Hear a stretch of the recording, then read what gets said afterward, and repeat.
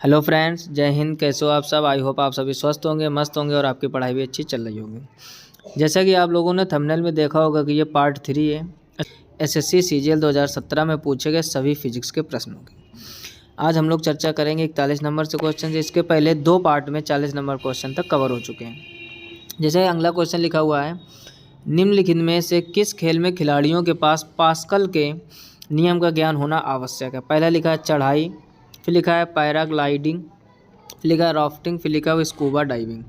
तो इसका ऑप्शन आपका डी सही हो जाएगा। यानी जो फिजिक्स में आपका पास्कल का नियम है, तो पास्कल के नियम का ज्ञान होना स्कूबा डाइविंग के सभी खिलाड़ियों को ज़रूर होना चाहिए, जिससे वो अच्छा प्रदर्शन कर सकें। नेक्स्ट क्वेश्चन देखिए 42 नंबर लिखा है, एक सामान्य मनुष्य के लिए सुस्पष्ट दृष्टि की न्यूनतम दूरी कितनी होती है? पहला लिखा 2.5, फिर लिखा 25, फिर लिखा है 58, फिर लिखा 60। ऑप्शन बी इसका सही हो जाएगा 25, और आगे मात्रक भी लिख लेना सेंटीमीटर। मात्रक भी पता होना चाहिए, क्योंकि आगे देखो लिखा है न्यूनतम दूरी किस में, यानी सेंटीमीटर में। यानी स्वस्थ मनुष्य के लिए स्पष्ट दृष्टि की न्यूनतम दूरी भी इसे बोलते हैं, या सुस्पष्ट दृष्टि की न्यूनतम दूरी कितनी होनी चाहिए? 25 सेंटीमीटर। नेक्स्ट क्वेश्चन देखिए 43 नंबर। 43 नंबर में लिखा है, द्रव चलित लिफ्ट किस सिद्धांत पर कार्य करती है? पहला लिखा है न्यूटन के सिद्धांत, फिर लिखा है पास्कल के सिद्धांत, फिर लिखा है आर्किमिडीज के सिद्धांत, और फिर लिखा है जूल के सिद्धांत। तो इसका ऑप्शन आपका बी सही हो जाएगा, पास्कल के सिद्धांत पर। यानी द्रव चलित लिफ्ट जो है वो किसके सिद्धांत पर कार्य करती है? वो पास्कल के सिद्धांत पर। नेक्स्ट क्वेश्चन देखिए 44 नंबर। 44 नंबर में लिखा है, किस तापमान यानी डिग्री सेल्सियस में पर सेल्सियस तथा फ़ारेनहाइट स्केल पर अंकीय मान समान होते हैं? पहला लिखा है -40, फिर लिखा है 40, फिर लिखा है 273, फिर लिखा है -273। यानी -40 डिग्री वो मान है जिस पर सेल्सियस और फ़ारेनहाइट दोनों बराबर होते हैं। अब ये निकला कहाँ से, थोड़ी इसकी चर्चा करते हैं। जैसे आपके जो फार्मूला होता है वो होता है C/5 इक्वल F माइनस 32/9।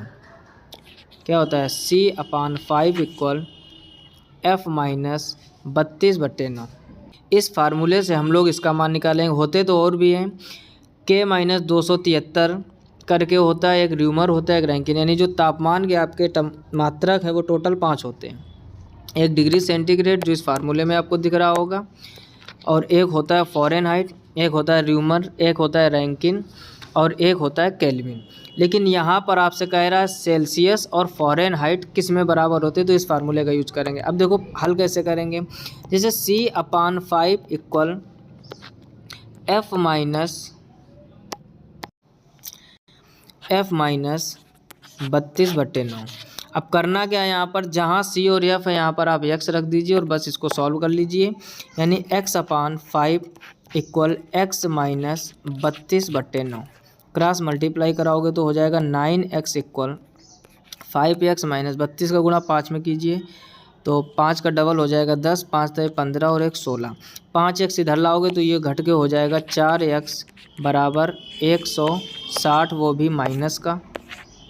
और 4 से जब इसको काटोगे तो x बराबर कितना आ जाएगा? -40। ठीक है, तो इस तरीके से यानी C/5 इक्वल F माइनस 32/9 सूत्र की सहायता से हम लोग इसका मान निकाल पाएंगे। इसी वजह से इसका पहला ऑप्शन सही हो जाएगा -40। आई होप आप बात समझ गए होंगे। नेक्स्ट क्वेश्चन देखिए 45 नंबर। यह ऊर्जा का SI मात्रक क्या है? पहला लिखा बॉयल, फिर लिखा वाट, फिर लिखा न्यूटन और फिर लिखा पास्कल। ऑप्शन बी इसका सही हो जाएगा। ऊर्जा का SI, यहाँ पर गाइस आप ध्यान दीजिए, थोड़ा सा मिस्टेक है क्वेश्चन में। लिखा है ऊर्जा का SI मात्रक और ऑप्शन में आपको बी दिया गया है, वाट लिखा है, लेकिन वाट होता है शक्ति का मात्रक। ठीक है, ये थोड़ा टाइपिंग में मिस्टेक हो गई है, ध्यान दीजिए ज़रा। ऊर्जा का SI मात्रक होता है आपका जूल। ऊर्जा और कार्य के मात्रक होते हैं जूल, और ये जो बी ऑप्शन दिया गया है यहाँ पर वाट की जगह पर आप जूल लिख दीजिए, ये शक्ति का मात्रक होता है। नीचे लिखा पास्कल, ये दाब का मात्रक होता है। न्यूटन बल का मात्रक होता है। बॉयल आप अच्छी तरीके से जानते हो। कहने का मतलब इस क्वेश्चन में टाइपिंग मिस्टेक है। ऊर्जा का SI मात्रक पूछा गया वो होता है जूल, जबकि इसमें वाट दे रखा, वाट होता है शक्ति का मात्रक। इसका आप थोड़ा सा सुधार कर लीजिए। नेक्स्ट क्वेश्चन देखिए 46 नंबर लिखा हुआ, निम्नलिखित में से कौन सा एक कोयले का प्रकार नहीं है? पहला लिखा है एंथ्रेसाइट, फिर लिखा है लिग्नाइट, फिर लिखा है पीट और फिर लिखा है लोहा उल्का। तो इसका ऑप्शन आपका डी सही हो जाएगा, लोहा उल्का। यानी जो लोहा उल्का है ये कोयले का प्रकार नहीं है। नेक्स्ट क्वेश्चन देखिए 47 नंबर। 47 नंबर में लिखा है निम्नलिखित में से कौन सा युग्म गलत है। ध्यान दीजिए जरा, गलत वाला युग्म आपको बताना है। पहला लिखा है पारसेक दूरी का मात्रक है, पहला युग्म बिल्कुल सही है। फिर देखते हैं दूसरा क्या लिखा हुआ, बैरल लिखा है तरल और प्रकाश वर्ष समय। बैरल जो है वो भी तरल का मात्रक है, पारसेक दूरी का मात्रक है, प्रकाश वर्ष समय का मात्रक नहीं होता है, प्रकाश वर्ष भी दूरी का मात्रक होता है। कई बार हम इसकी चर्चा कर चुके हैं। मात्रकों से रिलेटेड क्वेश्चन एक जरूर आता है आपके, कोई भी एसएससी का एग्जाम हो जरूर तैयार कीजिए। और प्रकाश वर्ष किसका मात्रक होता है, दूरी का। वर्ष देखकर समय मत क्लिक कीजिए, ज़्यादातर स्टूडेंट से यही गलती होती है। तो प्रकाश वर्ष किसका मात्रक है, दूरी का। और यहाँ दिया समय, गलत वाला ही चुनना, पहला ऑप्शन दिया गया है केवल 3, पहला ही ऑप्शन इसका सही हो जाएगा। नेक्स्ट क्वेश्चन देखिए 48 नंबर लिखा है अति शीतलन, सुपर कूलिंग जिसको बोलते हैं, किसी द्रव को खाली स्थान कह रहा शीतल करना होता है। पहला लिखा गलनांक से नीचे, फिर लिखा हिमांक से नीचे, फिर लिखा गलनांक पर, फिर लिखा गलनांक से ऊपर।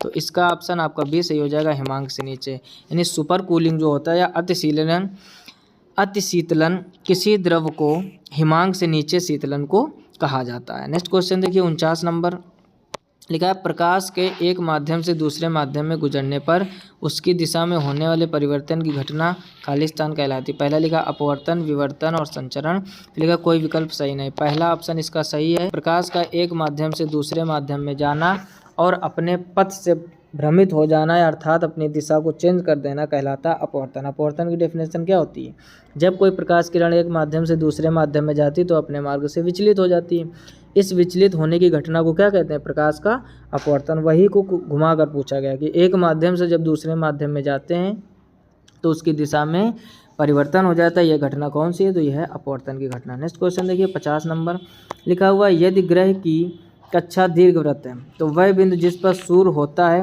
क्या कहलाता है। पहला लिखा केंद्र, फिर लिखा परिधि, फिर लिखा विकेंद्र, फिर लिखा फोकस। इसका ऑप्शन डी सही हो जाएगा, फोकस। केपलर के नियम में आपने अच्छी तरह से पढ़ा होगा कि यदि ग्रह की कक्षा दीर्घवृत्त है तो वह बिंदु जिस पर सूर्य होता है क्या कहलाता है, उसको कहते हैं फोकस। यानी सूर्य जो है फोकस पर स्थित होता है। नेक्स्ट क्वेश्चन देखिए 51 नंबर लिखा है सर्पी घर्षण स्थैतिक घर्षण से फिर खाली स्थान होता है। लिखा है दुगुना, फिर लिखा है एकाकर, फिर लिखा है अधिक, फिर लिखा है कम। जो सर्पी घर्षण होता है वो स्थैतिक घर्षण से कम होता है। ऑप्शन डी इसका सही हो जाएगा। बिल्कुल आसान सी फिजिक्स है और ये 2017 में सीजीएल में आए थे प्रश्न। आप समझ सकते हो, अगर थोड़ी सी तैयारी अच्छी करके जाओगे तो एक भी क्वेश्चन गलत नहीं होगा। नेक्स्ट क्वेश्चन देखिए 52 नंबर लिखा है विज्ञान में किसी वस्तु पर अभिकर्षण या अपकर्षण को खाली स्थान कहते हैं। पहला लिखा चुनना, फिर लिखा उठाना, फिर लिखा बल, फिर लिखा बंद। तो उसको हम लोग क्या कहते हैं, बल। यानी विज्ञान में किसी वस्तु पर अभिकर्षण या अपकर्षण को बल कहते हैं। ऑप्शन सी इसका सही हो जाएगा। नेक्स्ट क्वेश्चन देखिए 53 नंबर लिखा है गुणात्मक रूप में किसी वस्तु के विरामावस्था में रहने या समान वेग से गतिशील रहने की प्रवृत्ति को खाली स्थान कहते हैं। पहला लिखा बल, फिर लिखा त्वरण, फिर लिखा घर्षण, फिर लिखा है जड़त्व। तो इसका ऑप्शन आपका डी सही हो जाएगा, यानी जड़त्व। यानी गुणात्मक रूप में किसी वस्तु के विरामावस्था में रहने या समान वेग से गतिशील रहने की प्रवृत्ति को क्या कहते हैं, जड़त्व कहते हैं। नेक्स्ट क्वेश्चन देखिए 54 नंबर लिखा हुआ है सरल लोलक एक दोलन पूरा करने में जितना समय लगाता है उसे सरल लोलक का क्या कहते हैं। पहला लिखा अधिकतम चाल, फिर लिखा औसत चाल। नेक्स्ट ऑप्शन देखते हैं इसके। तीसरा ऑप्शन लिखा है आवर्तकाल और फिर लिखा है समयांतर। तो इसका ऑप्शन सी से हो जाएगा आवर्त। यानी सरल लोलक एक दोलन पूरा करने में जितना समय लगाता है उसको हम लोग कहते हैं आवर्तकाल। आवर्तकाल का मात्रक सेकेंड होता है, इसको भी ध्यान रखो। 55 नंबर लिखा है यदि किसी सरल रेखा के अनुदिश गति करने वाली वस्तु की चाल स्थिर रहती है तो उस वस्तु की चाल को खाली स्थान कहा जाता है। पहला लिखा एक समान, फिर लिखा आवर्ती, फिर लिखा वृत्ताकार, फिर लिखा हुआ असमान। यानी उसको क्या कहते हैं, तो उसका ऑप्शन ए सही हो जाएगा, एक समान। यानी यदि किसी सरल रेखा के अनुदिश गति करने वाली वस्तु की चाल स्थिर रहती है तो उस वस्तु की चाल को एक समान चाल कहा जाता है। नेक्स्ट क्वेश्चन देखिए 56 नंबर लिखा बल की प्रबलता प्रायः इसके खाली स्थान से मापी जाती है। जो बल की प्रबलता है किससे मापी जाती है, पहला लिखा गति, फिर लिखा दिशा, फिर लिखा अन्योन्य क्रिया, फिर लिखा परिमाण। ऑप्शन डी इसका सही हो जाएगा। यानी बल की प्रबलता प्रायः इसके परिमाण से नापी जाती है, यानी वैल्यू उसकी कितनी है। नेक्स्ट क्वेश्चन देखिए 57 नंबर यदि किसी वस्तु का द्रव्यमान 60 किलोग्राम है तो चंद्रमा पर उसका वजन क्या होगा। पहला लिखा है 60 न्यूटन, फिर लिखा है 600 न्यूटन, फिर लिखा है 100 न्यूटन और फिर लिखा हुआ 10 न्यूटन। यहाँ पर दिया गया है ऑप्शन 60 न्यूटन। एक चीज़ समझ लीजिए सब लोग ध्यान से, ये 100 न्यूटन जरूर दिया है लेकिन ये गलत है। क्यों गलत उसको समझिए। देखो जब भी वजन की बात करें इसमें दो चीज़ आप हमेशा ध्यान रखिए, एक भार को और एक द्रव्यमान को। ठीक, बहुत इंपॉर्टेंट कॉन्सेप्ट है। हो सकता है किसी लोगों को लग रहा हो कि 100 न्यूटन ही सही होगा, जैसा भी आपने पढ़ा हो ध्यान से समझिए। भार और द्रव्यमान में बहुत अंतर होता है। जो भार का फार्मूला होता है वो होता है W बराबर mg, ठीक है ना। और जो द्रव्यमान होता है उसको हम लोग कहते हैं मास यानी m से डिनोट करते हैं। जब भी किसी व्यक्ति का भार देकर चंद्रमा पर भार पूछे तो उसमें आप 10 का डिवाइड कर दोगे, 10 यानी जिसको हम लोग गुरुत्वीय त्वरण बोलते हैं, स्मॉल जी, समझते जाना। जैसे अगर हम आपसे कहें कि एक व्यक्ति का जो भार है वो पृथ्वी पर 60 किलोग्राम है, पृथ्वी पर 60 किलोग्राम है, चंद्रमा पर कितना होगा, तो आपका आंसर आ जाएगा 10 किलोग्राम, यानी 6 का भाग दे देना। क्यों? क्योंकि चंद्रमा पर जो गुरुत्वीय त्वरण होता है जी डैश बराबर वो होता है G/6। आई होप आप बात को समझ गए होंगे। लेकिन अगर किसी वस्तु में आपको द्रव्यमान दिया जाए, क्या दिया जाए, द्रव्यमान, तो द्रव्यमान कभी भी चेंज नहीं होता है। आप समझ लीजिए यहाँ पर नो चेंज। क्या समझना है आपको? No change. कहने का मतलब किसी भी वस्तु या व्यक्ति का द्रव्यमान कभी भी नहीं बदलता है। जब भी बदलता है उसका भार बदलता है, और किस अनुसार बदलता है वो समझ। जैसे लिखा है यदि किसी वस्तु का द्रव्यमान 60 किलोग्राम, यहाँ पर क्या लिखा है, द्रव्यमान 60 किलोग्राम है। अब इसको चंद्रमा पर ले जाओ, चाहे जिस ग्रह पर ले जाओ, उसका जो द्रव्यमान रहेगा वो 60 किलोग्राम ही रहेगा। तो उसका द्रव्यमान कितना हो जाएगा, 60 किलोग्राम ही रहेगा। अब देखो एक चीज़ और समझो, ये द्रव्यमान 60 किलोग्राम रहेगा। यहाँ जो ऑप्शन दिए गए वो दिए गए न्यूटन में। n बराबर क्या लिखा है यहाँ पर, न्यूटन। अगर बल की बात करता है, ध्यान से समझिए, अगर बल की बात करता है तो हम लोग जानते हैं F बराबर क्या होता है, mg, या F बराबर ma होता है जब हम लोग त्वरण लगाते हैं। तो अगर बल की बात करें तो द्रव्यमान उसका 60 इंटू जी का मान कितना है 10, तो उस हिसाब से हो जाता है 600 न्यूटन। अब देखो समझो, अगर ये ऑप्शन को आपको सही करना, हर एक चीज़ को समझो, तो यहाँ पर किसी वस्तु का जो द्रव्यमान लिखा है, द्रव्यमान ना लिख के यहाँ पर कर दीजिए आप भार। क्या कर दीजिए, भार। अब आपका आंसर आ जाएगा 100 न्यूटन। कैसे उसको समझो। देखो किसी वस्तु का भार दिया गया है तो W बराबर कितना होता है, mg। हमने अभी आपको क्या सिखाया कि अगर यहाँ पर भार दिया जाएगा, भार चेंज होता है।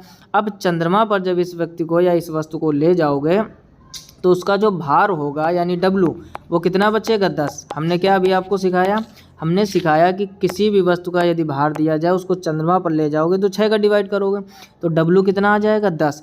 अब इससे आप जब F बराबर लगाओगे mg, या F बराबर इस m को आप भार मान सकते हो, तो 10 इंटू, और g का मान कितना होता है 10। इस हिसाब से तो ये 100 न्यूटन आ जाएगा। अदरवाइज हमने आपको पूरा कॉन्सेप्ट समझा दिया कि किसी वस्तु का भार देकर चंद्रमा पर भार पूछे तो डिवाइड करोगे, द्रव्यमान देकर द्रव्यमान पूछे, नो चेंज, कभी नहीं बदलता है। लेकिन अगर आपको इसका ऑप्शन सही करना है, ध्यान से समझिए कि ये 100 न्यूटन किस आधार पर दिया गया है, तो यहाँ पर द्रव्यमान की जगह पर होना चाहिए भार। क्या होना चाहिए, भार। यानी किसी वस्तु का भार 60 किलोग्राम है, चंद्रमा पर उस पर वजन क्या होगा और पूछा गया न्यूटन में, तब तो आपका 100 न्यूटन आएगा। किस तरीके से हमने बता दिया, 60 में 6 का डिवाइड कीजिए, 10 आ जाएगा, और 10 इंटू 10 यानी 100। अब 10 इंटू 10, क्योंकि F बराबर क्या होता है, mg। अब द्रव्यमान भी यानी आपका भार भी 10 आ गया, और g गुरुत्वीय त्वरण भी 10 होता है, तो 10 इंटू 10 कितना आ जाएगा, 100 न्यूटन। इस तरीके से तो आप सही कर सकते हो। अदरवाइज इसका आंसर ये गलत है अगर केवल द्रव्यमान की बात की जाए। न्यूटन में पूछा गया है, भार पूछा गया, तो इस तरीके से आप 100 न्यूटन कर लीजिए, तब ऑप्शन सी सही हो जाएगा। आई होप आप पूरा कॉन्सेप्ट समझ गए होंगे।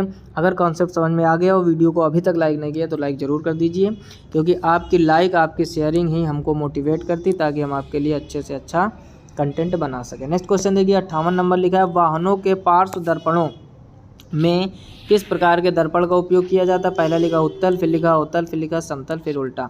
पहला ऑप्शन सही हो जाएगा। इसके पिछले लेक्चर में भी हमने डिटेल में चर्चा की थी कि उत्तल दर्पण कार या बस या ट्रक के ड्राइवर की सीट के बगल में जो दर्पण लगा होता है, जिससे पीछे आने वाली गाड़ियाँ हम लोग देखते हैं, वो कौन सा दर्पण होता है, वो होता है उत्तल दर्पण। वही पूछा गया पार्श्व दर्पणों के में किस प्रकार के दर्पण का उपयोग करते हैं, उत्तल दर्पण का। नेक्स्ट क्वेश्चन देखिए, 59 नंबर लिखा, औसत वेग के सूत्र v प्लस यू बाई 2 में u क्या होता है, तो पहला लिखा अंतिम वेग, फिर लिखा प्रारंभिक वेग, फिर लिखा प्रारंभिक वेग, फिर लिखा अंतिम विस्थापन। तो ऑप्शन इसका सी सही हो जाएगा। u को कहते हैं प्रारंभिक वेग और v को कहते हैं अंतिम वेग। अगर v के बारे में पूछता तो अंतिम वेग, u के बारे में पूछा तो प्रारंभिक वेग। नेक्स्ट क्वेश्चन देखिए 60 नंबर लिखा यदि किसी सरल रेखा के अनुदिश गति करने वाली वस्तु की चाल परिवर्तित होती रहती है तो उस वस्तु की चाल को खाली स्थान कहा जाता है। पहले लिखा एक समान, फिर लिखा आवर्ती, फिर लिखा वृत्ताकार, फिर लिखा असमान। इसका ऑप्शन डी सही हो जाएगा, यानी उसको हम लोग कहते हैं असमान चाल। यहाँ तक हम लोगों ने 60 क्वेश्चन कवर कर लिए पार्ट 3 में। 61 नंबर से क्वेश्चन की पार्ट 4 में चर्चा होगी। अगर वीडियो अच्छा लगा और लाइक कीजिए, दोस्तों में शेयर कीजिए। अगर पहली बार चैनल पर आए हो तो चैनल को सब्सक्राइब करके नोटिफिकेशन बिल को ऑल पर ज़रूर सेलेक्ट कीजिए, ताकि मैं कोई भी नया वीडियो अपलोड करूँ नोटिफिकेशन सबसे पहले आपको मिले। मिलते हैं नेक्स्ट वीडियो में, तब तक अपना ख्याल रखिए। इसी तरीके से अच्छी तरह से पढ़ाई करते रहिए, ज़्यादा से ज़्यादा समय अपने पढ़ाई को दीजिए, क्योंकि CGL इतना आसान नहीं होता है। बार बार उसको हम कहेंगे, जो दुनिया कर रही वही आप करोगे, कभी सिलेक्ट नहीं हो पाओगे। दुनिया से थोड़ा डिफरेंट मेहनत करनी पड़ेगी, स्मार्ट वर्क करना पड़ेगा, अलग तरीके से सोचना पड़ेगा, तभी आप कुछ अलग कर पाओगे। फिलहाल में इस वीडियो में इतना ही। मिलते हैं नेक्स्ट वीडियो में, तब तक के लिए जय हिंद, राधे राधे।